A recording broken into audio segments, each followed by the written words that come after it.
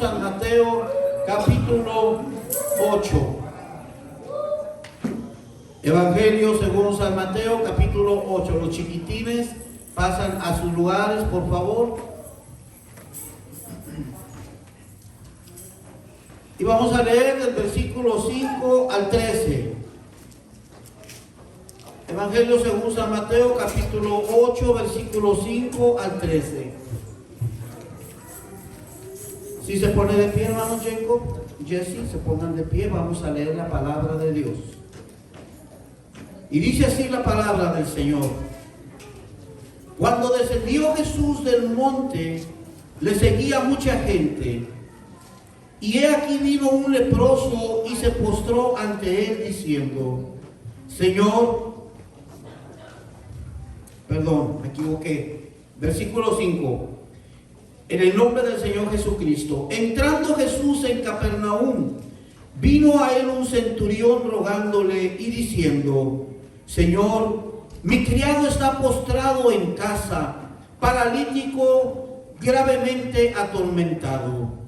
Y Jesús le dijo, yo iré y le sanaré. Respondió el centurión y dijo, Señor, no soy digno de que entres bajo mi techo.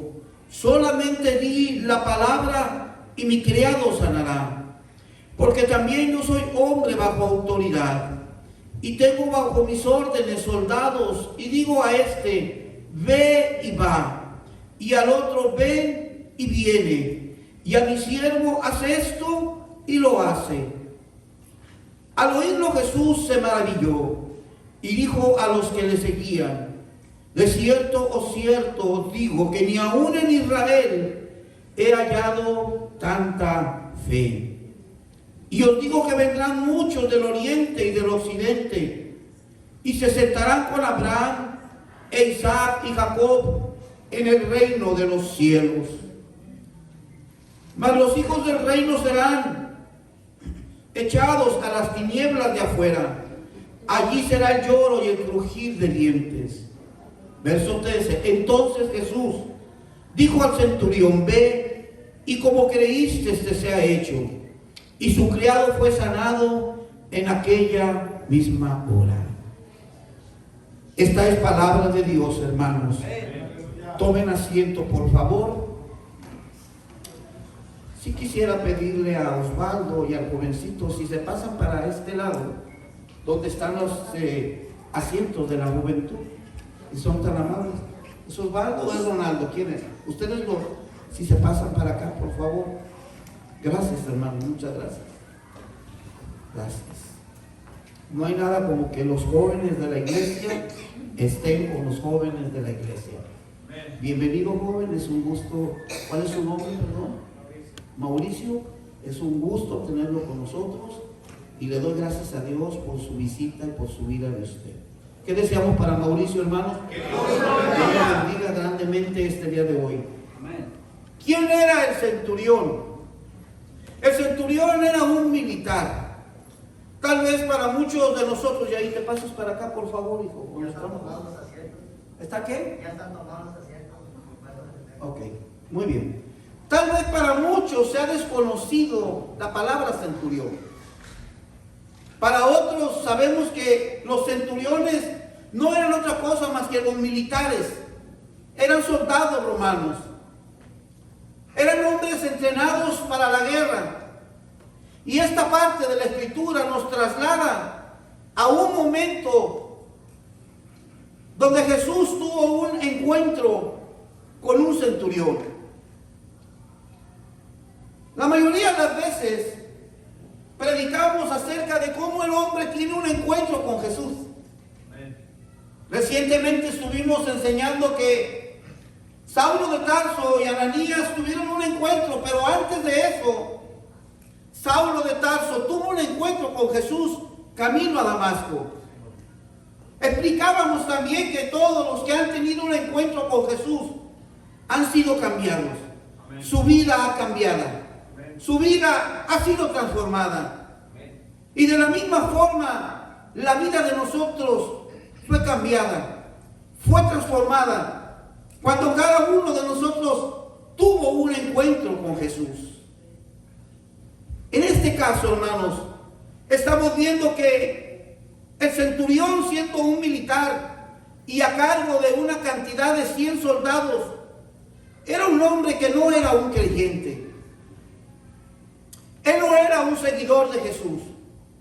Ni siquiera tenía nada que ver con los judíos, sino todo lo contrario, hermanos. Recuerde que el Imperio Romano tenía sometido bajo el yugo del dominio y de la esclavitud a todo el pueblo de Israel. Así que este hombre era un hombre pagano, era un hombre que no conocía nada de la religión de los israelitas. Y aunque era un hombre que no conocía y que no sabía del Dios, porque la cultura de ellos, de los romanos, era la de creer en muchos dioses. Los romanos, hermanos, al igual que los griegos, eran politeístas. Dicho con otras palabras, tenían un Dios para cada cosa. Entonces, hermanos, ¿por qué este centurión nos llama la atención en la Escritura? ¿Cuáles son las características que deben de ser un ejemplo para la vida cristiana? Número uno, era una persona compasiva. La Escritura dice que el hombre les había construido una sinagoga a los judíos. Ya quisiera yo que alguien aquí en Bryan nos construyera un templo con unos 8 o 10 salones de clases. Bueno, pues este hombre, siendo un centurión romano, de su riqueza les construyó una sinagoga. Quiere decir que tenía un corazón que era entregado. Aunque él era romano, amaba a los judíos. Y este hombre sale de su lugar para venir y para tener un encuentro con Jesús. Él había escuchado acerca de Jesús, que hacía milagros, que Jesús estaba haciendo señales poderosas. Él había escuchado que Jesús levantaba a los paralíticos, que abría los ojos de los ciegos y estos veían. Él había oído que Jesús limpiaba a los leprosos y ellos eran sanados. Y el hombre, el centurión, tiene un problema dentro de su casa, que uno de sus siervos es gravemente atormentado, dice la palabra de Dios, que estaba postrado en casa y además era paralítico. Así que la Escritura nos deja ver que este siervo amaba a su siervo y que tal vez, hermano, ya ni el siervo le servía, puesto que estaba enfermo, puesto que estaba en cama, puesto que era un paralítico. Pero el centurión, al oír que Jesús estaba llegando a Capernaum, salió a su encuentro y le dice: Señor, mi criado está postrado en casa y paralítico, gravemente atormentado. Su posición elevada del soldado romano no fue un impedimento, hermanos, para buscar la ayuda de Jesús. Así nosotros, la iglesia del Señor, necesitamos confiar en Dios. Amén. Amén. Escuche bien, la posición elevada del centurión no fue un obstáculo, no fue un impedimento para buscar la ayuda de Jesús. Así nosotros, hoy en día, la iglesia de Dios debe de aprender a confiar en Dios. Hermanos, necesitamos ser una iglesia que confiemos en Dios. Necesitamos ser una iglesia que aprendamos a vencer toda barrera, todo obstáculo y toda oposición. Confiar en Dios es lo mejor que el ser humano puede hacer. El profeta Jeremías dice: así ha dicho Jehová, maldito el varón que confía en el hombre. La palabra de Dios es clara, la palabra de Dios es directa. Jóvenes, aprendan en su corta edad. El profeta de Dios dice: maldito el varón que confía en el hombre. Y si hay algo que todos debemos de aprender a hacer, es a confiar en Dios. Nuestra confianza debe de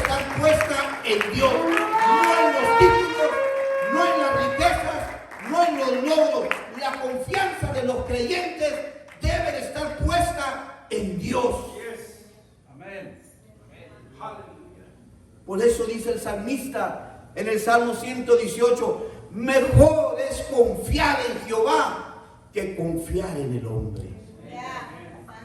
Qué hermosa es la palabra de Dios cuando trae una instrucción para la vida de cada uno de nosotros. El Salmo 125, verso 1 dice, los que confían en Jehová son como el monte de Sión, que no se mueve, sino que permanece para siempre. Los que confían en Dios son como el monte de Sión, no se mueve, sino que permanece para siempre. Si hay algo que usted y yo podemos hacer, es confiar en Dios. No te muevas, no te cambies, que tu confianza sea en Dios. Amén. El centurión, él ignoraba por completo las cosas religiosas. Él creía en muchos otros dioses. Los romanos tenían, les repito, un dios para cada cosa. Vivían en una competencia con los griegos. Los griegos sacaban un dios nuevo y ellos lo sacaban igualito, pero con un nombre diferente.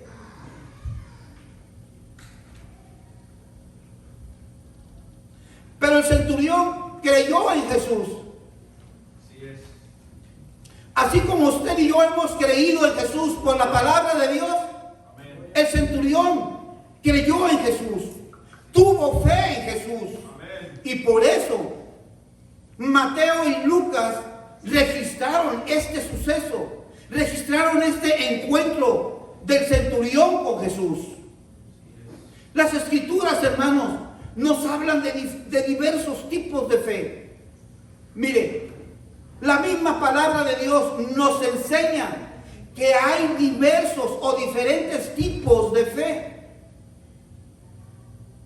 De la misma forma sucede en nuestras vidas. En la vida de los creyentes hay diferentes tipos de fe. Y a pesar de que Jesús en su tiempo hizo muchas señales delante de ellos, muchos no lograron tener fe. Veían los milagros, estaban cerca de lo que Jesús había hecho, y aún con todo y que vieron, no lograron tener fe. Jesús mismo les dijo, hombres de poca fe, ¿por qué no tenéis fe? Otros tienen una fe muy pequeña, y Jesús les llamó a esos hombres de poca fe. Otros hermanos dudaban de tener fe. Y Jesús les dijo a ellos, ¿por qué dudáis? ¿Por qué razón? Porque veían lo que el Señor hacía. Veían lo que el Maestro hacía delante de todos ellos. Y aún así tenían poca fe, no tenían fe y dudaban de la fe. Jesús sanaba a los enfermos, levantaba a los paralíticos, echaba fuera a los demonios. Y aún así dudaban de lo que el poder de Jesús y decían, este es por Belcebú que echa fuera demonios. Así que, hermanos, la poca fe y la diferente fe entre el pueblo de Dios no es algo nuevo. No es algo nuevo.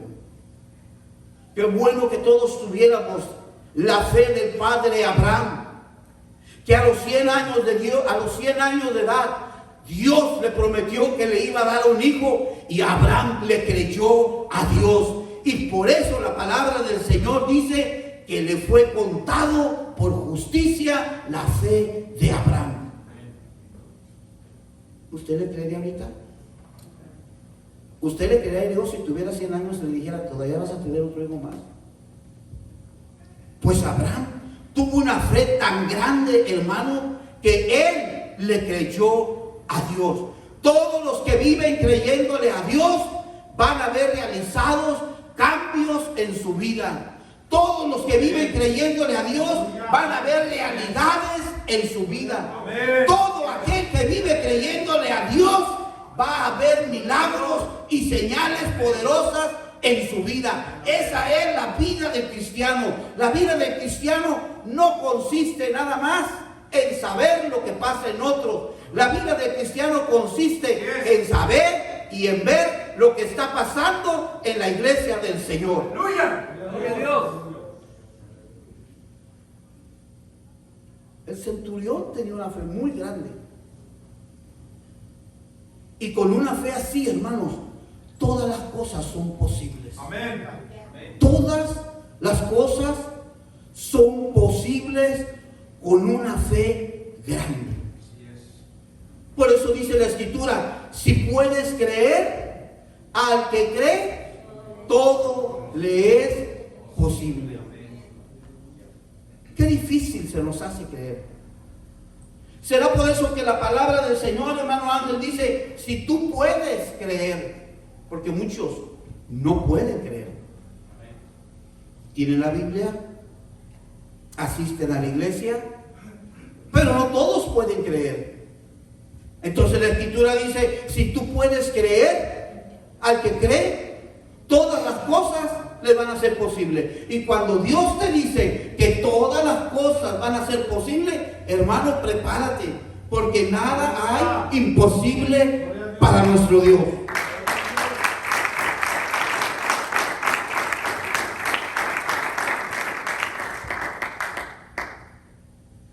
El centurión no tenía miedo a que se burlaran de él. ¿Cómo era posible que un militar romano fuera a donde estaban los judíos? ¿Cómo era posible que fuera a tener un encuentro con Jesús? Pero él viene a Jesús por un esclavo que estaba muy enfermo. Un esclavo por el cual él tenía mucho aprecio. Por lo tanto podemos ver que él era grande en su humildad. Él era misericordioso con aquellos que le servían. Sirva esto para decirle a aquellos que tienen empleados que deben de ser misericordiosos con sus empleados. Deben de ser humildes con los que les sirven. El Señor nos enseña a través de la palabra que la humildad y la misericordia deben de formar parte de nuestras vidas. Por eso hay patrones que son muy amorosos con sus empleados. De tiempo en tiempo les hacen una comida y son ellos los que les sirven la comida a todos sus empleados.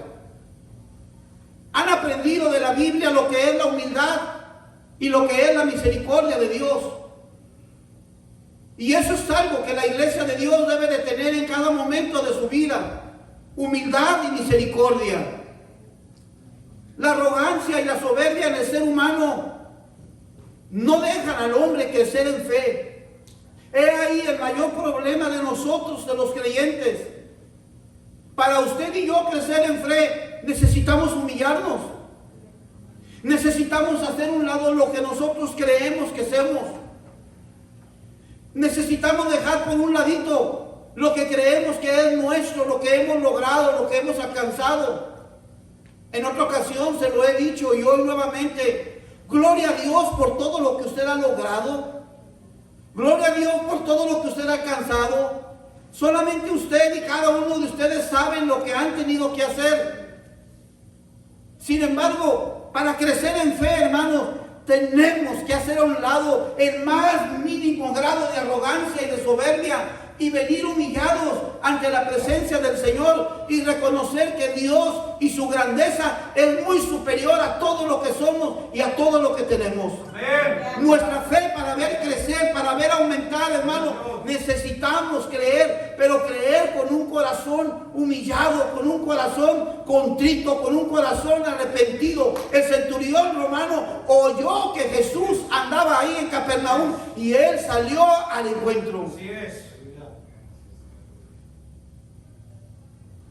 Muchos vieron los milagros de Jesús y no creyeron. No creían cuando Jesús limpiaba a un leproso. No creían, hermano, cuando Jesús le abría los ojos a un ciego o le abría los oídos a un sordo. Pero este hombre creyó, oyó y creyó en él. Por eso es muy importante creer y oír y creer. Porque muchas veces lo que vemos en otros hace que nuestra fe se vaya para abajo.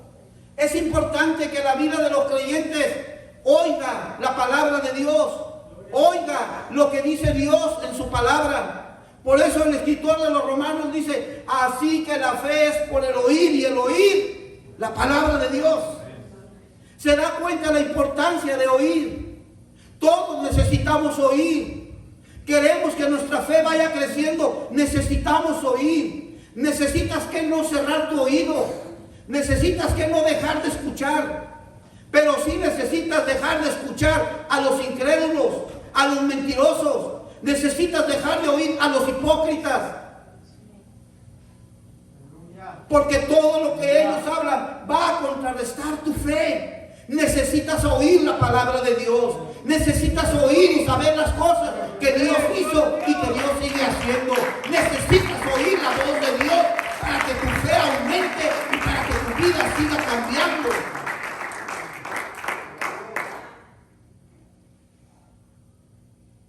Por eso Jesús les dijo, si tuvieran fe como un granito de mostaza, dirías a este monte, pásate de aquí a allá, y se pasará, y nada le será imposible. Porque necesitamos ser creyentes que vayamos creciendo en fe.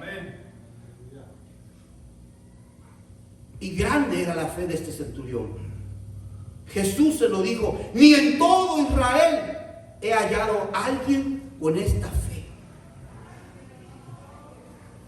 Cuando el centurión llega donde Jesús y Jesús le dice, vamos. Mire qué respuesta tan inmediata de parte de Jesús. Lo que Jesús no hizo con la mujer que estaba enferma de flujo de sangre, lo hace con el siervo del centurión y le dice al centurión, vamos. ¿Y qué le dice el centurión? No, Señor, solamente di la palabra. Con la palabra que tú digas, con eso bastará para que mi siervo sane. Señor Jesús, solamente di la palabra y mi criado sanará. Y el criado sanó en ese momento. Solamente di la palabra, dijo el incrédulo. El romano que no conocía nada de los judíos. El romano que no conocía nada de la profecía bíblica. El soldado romano que no había sido instruido a los pies de ningún rabino.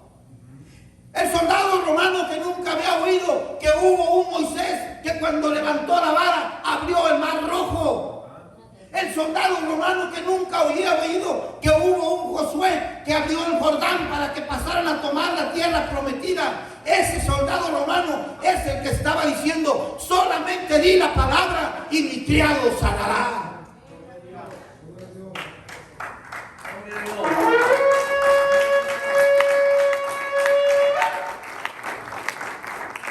Pero aún así nosotros los creyentes todavía hasta hoy seguimos oyendo más la palabra de lo que dice el doctor. Aleluya. El doctor te dijo que tienes un cáncer, créele, porque te vas a morir de un cáncer. Eso es lo que hace el ser humano. Creer a la voz del hombre. Maldito el varón que confía en el hombre. Predíquenos, pastor. Eso es lo que hace el ser humano. Tú vas a un doctor, tú vas a una clínica, y si no te halla nada te lo inventan. Porque tienen más fe en el hombre que en Dios. Y nosotros necesitamos ser creyentes que creamos en Dios, a su palabra. Amén. Y que no seamos contaminados por lo que dice el hombre. Hermano, nosotros necesitamos ser esos creyentes. Amén. Que plenamente convencidos sepamos que nuestro Dios es un Dios milagroso, que nuestro Dios es un Dios que sigue obrando poderosamente, que para nuestro Dios no hay nada imposible. Los doctores, los científicos tienen que ir a una universidad para estudiar, adquieren conocimiento, es cierto, lo hacen, pero ¿sabe qué, hermano? Con todo y que sea el mejor especialista del mundo, ellos no son Dios. Escuche bien, el mejor doctor, el mejor científico, ese no es Dios. Ese que le dijeron a usted que lo va a sanar, Ese que le dijeron a usted que le va a cobrar $50,000 por una operación, ese no es Dios. Dios es todopoderoso y para nuestro Dios no hay nada imposible.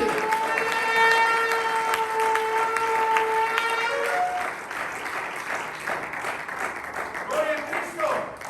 Amén. Así que el centurión se sintió. Él sintió que él no era digno de que Jesús fuera a su casa.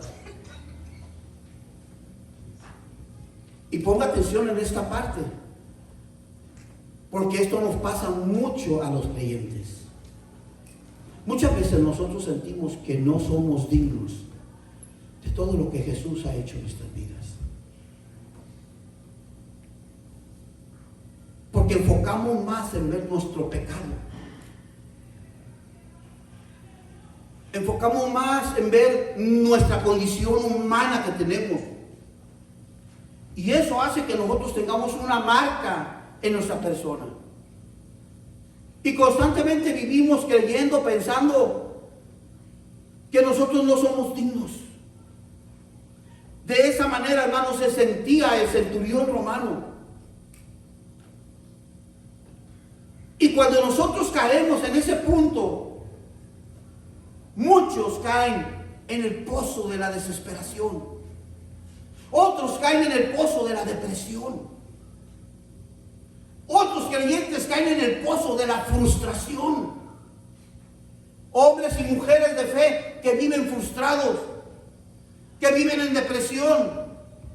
Creyentes dentro de las iglesias que viven con un pensamiento de quitarse la vida. Eso no puede ser posible. Porque nuestro Dios es el Dios que nos da vida. Amén. Él vino para traernos vida. Amén. Y vida en abundancia. Yes. Entienda bien, nuestro Dios, nuestro Señor Jesucristo, murió en la cruz del Calvario para traernos vida y vida en abundancia. ¿Por qué has pensado en quitarte la vida? ¿Por qué has pensado que ya no tiene caso venir a la iglesia? ¿Por qué has pensado que de nada sirve que estés aquí? ¿Sabes por qué? Porque no te sientes digno. Y eso es lo que le dijo el centurión a Jesús. Yo no soy digno de que tú entres en mi techo. Y aún así como usted se sienta, yo le aseguro que más de uno se acerca a ti, hermano, hermana, y te dice: hermano, ora por mí. Hermana, ora por mí. Ora por mí porque a ti Dios sí te oye. Hermana, a usted Dios sí le oye sus oraciones. Yo la veo que usted va siempre a la iglesia. Hermano, yo veo que usted nunca falta el culto y siempre baja con la Biblia debajo del brazo. Yo estoy seguro que a usted sí Dios lo oye. Ore por mí porque a usted Dios sí lo oye. Predíquenos, pastor. Y dígame usted, ¿dónde dice en la Biblia que Dios no oye a un pecador? ¿Dónde dice en la Biblia que Dios no oye a uno que se siente indigno? El Salmo 34 y del versículo 4 al 8 es una palabra que nos motiva a dejar de creer cosas que no tienen sentido y a creer en la palabra de Dios. Es una palabra, hermanos, que nos incentiva, que nos motiva a seguir confiando en Dios, plenamente en Dios. Es la palabra de Dios la que nos hace entrar en la confianza que cada uno de nosotros debemos de tener. Amén. Aleluya. Busqué a Jehová y Él me oyó Así es. y me libró de todos mis temores. Los que miraron fueron alumbrados y sus rostros no fueron avergonzados. Este pobre clamó y le oyó Jehová y lo libró de todas sus angustias. El ángel de Jehová acampa alrededor de los que le temen y los defiende. Y termina diciendo: gustad y ved qué bueno es Jehová. Dichoso el hombre que confía en él.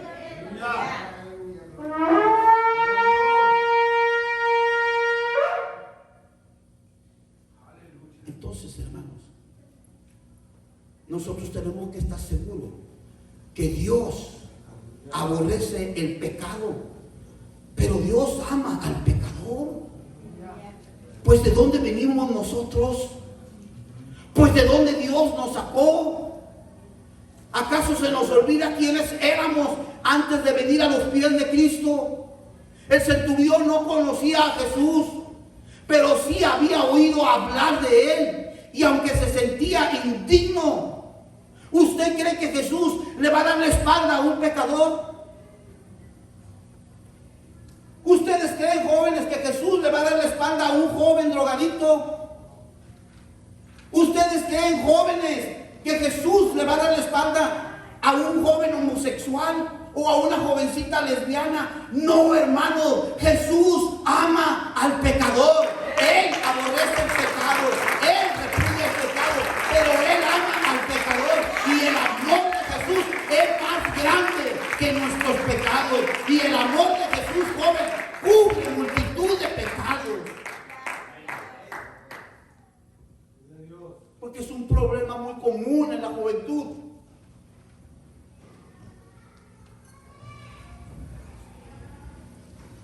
Sienten que no son dignos de venir a la casa del Señor. Y créanlo, qué difícil es para mucha gente venir a la iglesia. Es bien difícil. Mire, yo le voy a decir un desafío. Lo desafío a que la próxima semana, el próximo domingo, cada familia, cada uno de ustedes traigan una familia invitada a la iglesia. Cada joven traiga un joven invitado a la iglesia. Es difícil que la gente quiera venir a la iglesia. Es más fácil que la gente entre a una cantina a emborracharse, ¿sí o no? Es más fácil que la gente entre a un prostíbulo. Es más fácil que la gente entre, hermano, a un bailongo a andarse revolcando. Es más fácil, hermano, que la gente entre a tatuarse. Horas se pasan en los salones de tatuaje. Y qué difícil es para los jóvenes venir a la iglesia.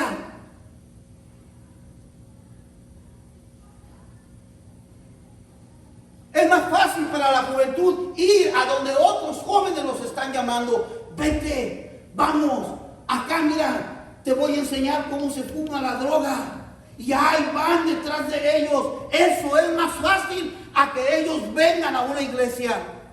¡Qué difícil es! Es más fácil que los jóvenes abran la computadora, abran el celular y entren a una página de pornografía y se metan ahí toda la porquería en su cerebro. Y qué difícil se les hace venir a la iglesia.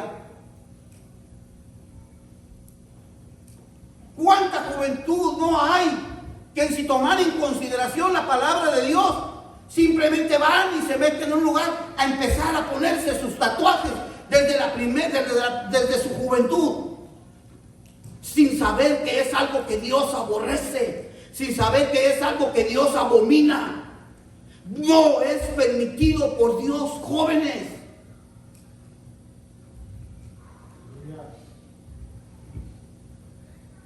El libro de Levíticos, capítulo 19, versículo 27 al 29.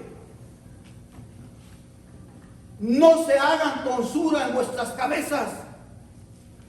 No se hagan cortes de cabello, que se pongan dibujos y que se hagan cosas estrafalarias que no tienen que ver con un hijo de Dios.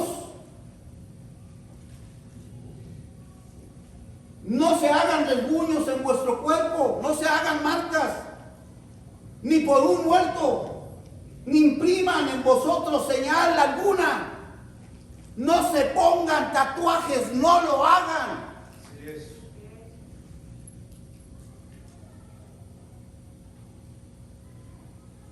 Hace poco vi en la página de Facebook una persona que pedía oración por su hijo, rogando que se ayude a orar por su hijo. Y pone la fotografía del hijo, todo tatuado, todo tatuado. ¿Usted qué siente cuando ve a una persona así? Hermano, entienda, Todo aquel que se marca su piel se está metiendo demonios en su piel. Amén. Y por eso Dios dice, no lo hagan. Así es. Padres de familia, con nuestros hijos, seamos cuidadosos de nuestros jóvenes, por favor. En cualquier rato tu hijo, tu hija te va a decir, me voy a poner un tatuaje, papá. Sí. Ay, es que está bien nice.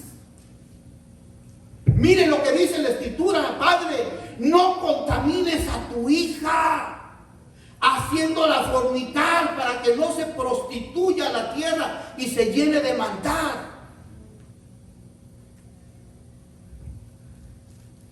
La nueva versión internacional dice, jóvenes, pongan atención, no se corten el cabello en redondo, ni se despunten la barba, no se hagan heridas en el cuerpo por causa de los muertos, ni se pongan tatuajes en la piel. Yo, el Señor, quiere decir que Dios lo está diciendo que no lo hagan.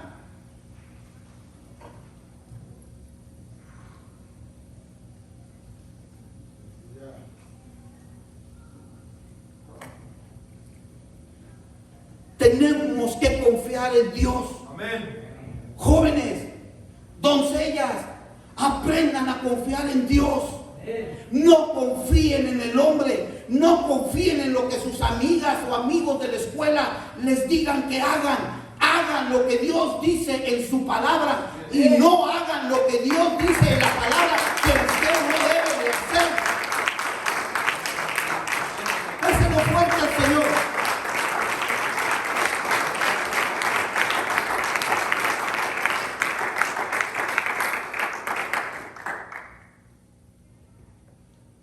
Así que los adultos que ya alguna vez se pusieron un tatuaje, pues ya Dios lo perdonó.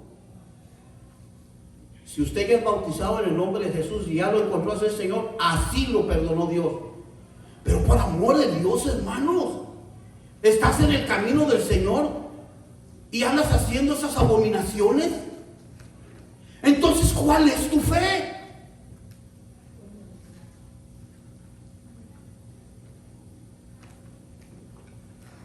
Es cierto que hay creyentes que han muerto de una enfermedad, de algo nos tenemos que morir. Dios no siempre va a hacer un milagro para sanidad, pero con todo y eso, hermanos entendidos de la palabra de Dios, hay creyentes que son fieles al Señor en su palabra y que han entendido que lo más importante de nuestras vidas no es un milagro de sanidad. No, hermano, lo más importante de nuestra vida es la salvación y es la vida eterna. Eso es lo más importante, jóvenes. Es la salvación y la vida eterna de su alma, no la condenación.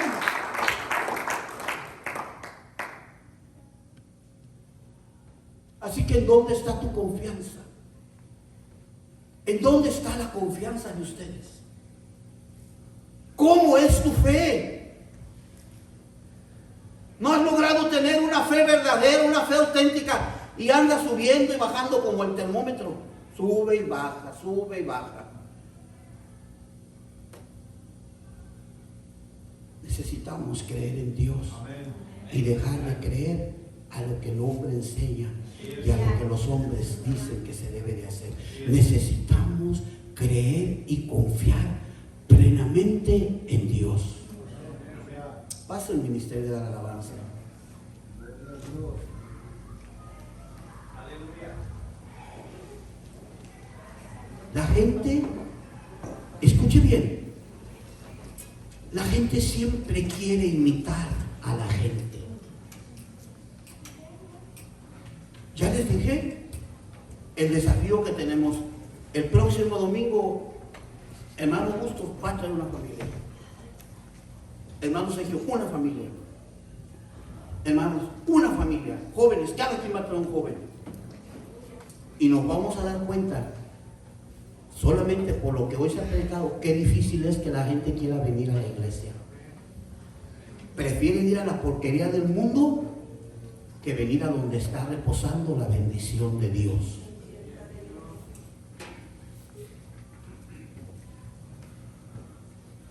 La gente siempre imita a la gente. Qué bueno que todos imitáramos a Jesús.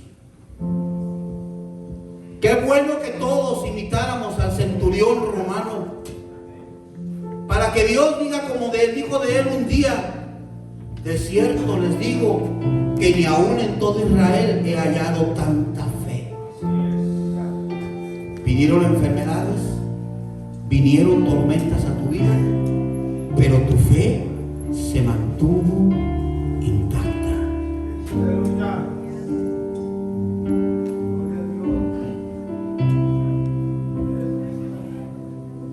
Porque el amor de Dios es tan grande, es tan maravilloso, hermano. Póngase de pie y prepárese. Prepárese para adorar y para venir al altar.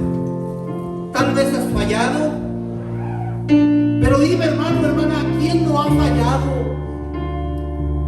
¿Quién de nosotros se atreve a levantar la mano y decir que es perfecto? Ninguno de nosotros. Tal vez has cometido errores en tu vida, pero dime, hermano, ¿quién no ha cometido errores en su vida? Todos hemos cometido errores en nuestras vidas. Tal vez le has fallado a Dios. Muchas veces le hemos fallado a Dios. Pero ¿sabes qué? ¿Sabes por qué estás aquí hoy? Porque hoy, escucha bien, estás aquí hoy con todo y lo que tú has fallado, con todos los errores que usted ha cometido, con toda la desobediencia que usted ha tenido a Dios. Hoy Dios te quiere dar una nueva oportunidad. Hoy Dios te quiere dar una nueva oportunidad. ¿Sabes por qué, iglesia? Porque Dios no guarda rencores. El hombre se guarda lo que le lastima y no perdonas y no disculpas. Oh, es que el pastor dijo esto. Es que el pastor regañó a los jóvenes. No. Dios no guarda rencores, porque el amor de Dios es más grande que todos tus errores, que todas tus fallas, que todas tus deficiencias. Jesús no vio el uniforme del soldado romano, entienda. Él no vio que venía un centurión. Era el enemigo de los judíos. Porque Jesús no ve en ti tus imperfecciones. Él quiere ver cómo está tu corazón hoy. Y un corazón contrito y humillado, arrepentido, Dios no lo va a despreciar jamás. El altar está abierto. El altar está abierto. Si usted gusta, usted puede venir. Y si no, puede quedarse en su lugar. Pero este altar está abierto para tu humillación. Este altar está abierto para que no te sientas igual que el centurión, que no se sentía digno de venir ante Jesús. No se sentía digno de que Jesús fuera dentro del techo de su casa. Entiende, hermano, entiende, hermana, el amor de Dios es más grande que todos tus errores, que todas tus fallas, que todas tus deficiencias que has tenido. El amor de Cristo Jesús cubre multitud de pecados.